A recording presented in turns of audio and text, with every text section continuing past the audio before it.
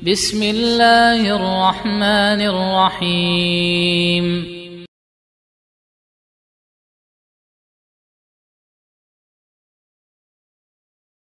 Mencintai orang soleh adalah ibadah. Ini sikap seorang muslim. Wajib loyalitasnya kepada orang-orang soleh.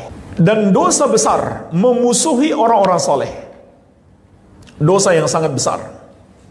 Sampai dalam hadis qudsi, Allah Azza wa Jalla menegaskan, Man ada li waliyan faqad adzantuhu bil harb. Barang siapa memusuhi waliku, maka aku umumkan perang terhadapnya. Ini luar biasa jemaah sekalian. Kalau ada orang yang memusuhi orang soleh, apakah orang soleh itu disebut habib, disebut kiai, disebut ustadz, disebut apapun, atau nggak disebut apa-apa, tapi dia memang orang soleh, dia beramal soleh, dia menjalankan perintah Allah dan menjauhi larangannya, maka orang yang memusuhinya sama saja dia menantang perang kepada Allah Azza wa Jalla. Jadi ini mengerikan. Memusuhi orang soleh itu mengerikan. Bahkan bisa sampai tingkat kufur. Kalau dia membenci orang soleh itu karena amal solehnya. Jadi membenci orang soleh dosa besar.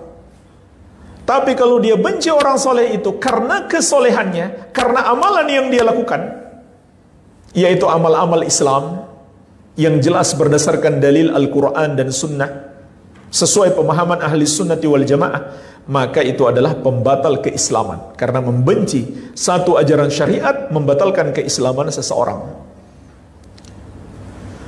Sebagaimana Allah ingatkan di surat Muhammad ayat ke-9, dzalika bi annahum karihu ma anzalallah fa ahbata a'malahum. Demikianlah, yaitu mereka menjadi kafir karena mereka benci apa yang Allah turunkan, yaitu yang terdapat dalam Al-Quran dan Sunnah. Maka Allah menghapuskan amalan mereka. Jadi nggak ada gunanya mereka sholat, percuma mereka puasa kalau mereka membenci orang soleh karena kesolehannya, karena amal-amal Islam yang dia lakukan. Apalagi kalau disertai dengan ketidaksetujuan, penolakan dalam hatinya. Dan biasanya begitu. Mereka benci karena mereka tidak setuju dengan ajaran Islam itu. Maka di surat An-Nisa ayat 65 Allah juga memberi peringatan kufurnya orang yang menolak syariat Allah Azza wa Jalla yang diturunkan kepada Rasulnya sallallahu alaihi wasallam. Kata Allah, "Fala wa rabbika la yu'minuna hatta yuhaqqimuka fima syajara bainahum thumma la yajidu fi anfusihim harajan mimma qadaita wa yusallimu taslima." Sekali-kali tidak, demi Rabbmu wahai Muhammad, mereka tidak beriman sampai mereka menjadikan engkau pemutus perkara yang terjadi di antara mereka, dan mereka tidak dapatkan di hati mereka keberatan terhadap apa yang engkau tetapkan. Nggak ada boleh keberatan sedikit pun terhadap ketentuan syariat, dan mereka tunduk sepenuhnya. Barulah mereka menjadi beriman. Dan lebih parah lagi kalau disertai dengan penghinaan. Mereka menghina. Mereka mengatakan kadrun misalkan, kadal gurun. Tujuan mereka menghina siapa? Kalau mereka menghina orangnya, maka dosa besar. Tapi kalau yang mereka hina adalah syariat yang dia amalkan, maka ini bukan dosa besar lagi, pembatal keislaman. Masuk di dalam ayat At-Taubah 65-66. Kul abillahi wa ayatihi wa rasulihi kuntum tastahzi'un la ta'tadiru qad kafartum ba'da imanikum.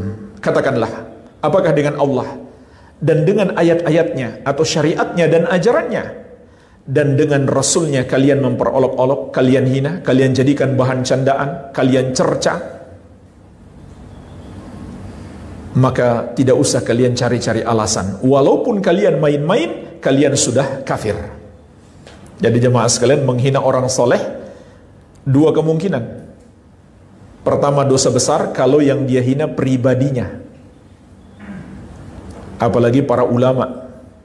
Jemaah sekalian, luhumul ulama masmumah.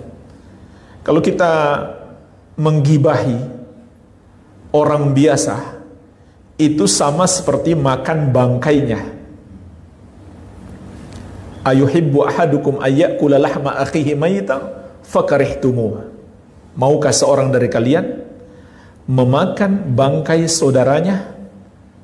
Tentu kalian tidak suka. Itu orang biasa, muslim. Tapi kalau dia ulama, maka luhumul ulama masmumah. Dagingnya para ulama itu beracun. Artinya lebih berbahaya. Kalau kita makan daging saudara kita, yaitu menggibahi dia, itu sudah sangat berbahaya. Tapi kalau kita makan dagingnya para ulama, maka kita sedang memakan racun. Jadi menghina, menggibah, menjelek-jelekkan para ulama ada dua kemungkinan. Pertama, dosa besar. Yang kedua, kekufuran. Kalau yang dia hina itu adalah amalan mereka, atau maksud penghinaan dia ditujukan kepada syariat yang mereka amalkan. Iya. Jadi jemaah sekalian, ini pada dasarnya wajib setiap muslim mencintai para ulama, mencintai para orang-orang soleh, dan juga mencintai keluarga Rasulullah sallallahu alaihi wasallam. Dan ini disebut dalam buku-buku akidah ahli sunnati wal jamaah.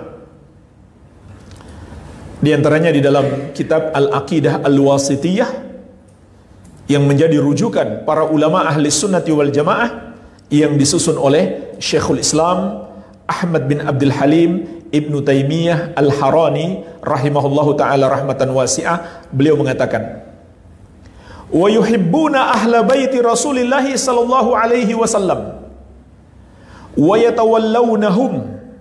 Ahlu sunnah itu haruslah mencintai ahlul bait, keluarga Rasulullah sallallahu alaihi wasallam, baik di masa beliau hidup maupun sepeninggal beliau, seluruh keturunan beliau.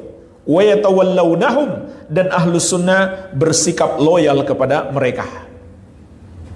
Wa yahfadzuna fihim wasiyat Rasulullah sallallahu alaihi wa ala alihi wasallam.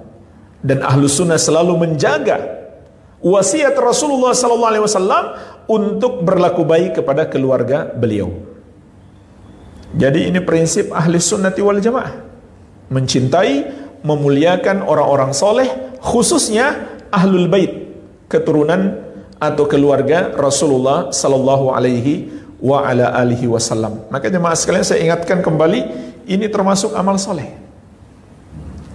Dengan adanya cinta di hati kita kepada orang-orang soleh, kepada ulama, kepada para habaib yang soleh, kepada keturunan Nabi sallallahu alaihi wasallam, kepada para kiai, ini adalah ibadah. Ibadah yang dilakukan oleh hati kita, yang wajib, dan termasuk prinsip ahli sunnah, disebutkan dalam buku-buku akidah ahli sunnati wal jamaah. Tetapi jemaah sekalian, janganlah kita melampaui batas dalam mencintai dan memuliakan orang-orang soleh. Kalau kita melampaui batas, maka itu akan menjadi pintu setan terbesar dalam menjerumuskan kita kepada dosa yang paling besar, yang paling Allah murkai, yang menyebabkan kita murtad, keluar dari Islam tanpa kita sadari, terjerumus dalam dosa terbesar, menyembah kepada selain Allah. Kesyirikan, kekufuran disebabkan oleh sikap gulu mereka, sikap melampaui batas mereka, berlebih-lebihan mereka dalam mencintai dan memuliakan orang soleh.